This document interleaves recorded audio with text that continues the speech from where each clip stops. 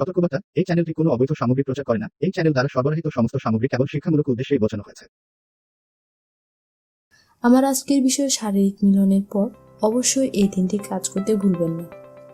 বিছানায় আনন্দ নিতে অনেক কিছু করে থাকেন সবাই। কিভাবে রোমান্টিক হওয়া যায়, কিভাবে যৌন জীবন আরও মধুর করা যায়, সে ব্যাপারে অনেকেই অনেক কিছু ভাবেন, কিন্তু শারীরিক মিলনের পর কি করা উচিত সেটা নিয়ে কেউ মাথা ঘামান না। বিশেষত মহিলাদের এই বিষয়গুলি অবশ্যই মাথায় রাখা উচিত। ভিডিওটি শুরু করার আগে আমি আপনাকে অনুরোধ করছি, আপনার জীবনকে আনন্দময় করে তুলতে এবং বিভিন্ন স্বাস্থ্য টিপস ও পরামর্শ পেতে চ্যানেলটি সাবস্ক্রাইব করুন আর বেল বাটনে ক্লিক করতে ভুলবেন না কিন্তু। ধন্যবাদ।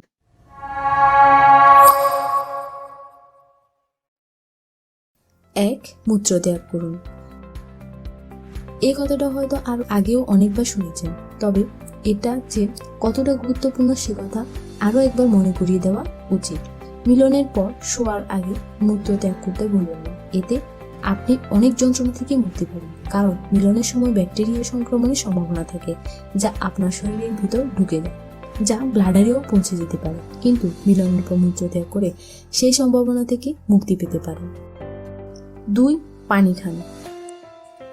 সেক্স কিন্তু একটা এক্সারসাইজ, কারণ এক্ষেত্রে শরীরে পরিশ্রম হয় ও ঘাম ঝরে। তাই মিলনের পর পানি না খেলে আপনার শরীরে ডিহাইড্রেশন হতে পারে।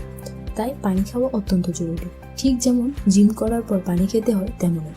পাশাপাশি পানি খেলে মুখের মাধ্যমে ব্যাকটেরিয়া বেরিয়ে যাবে।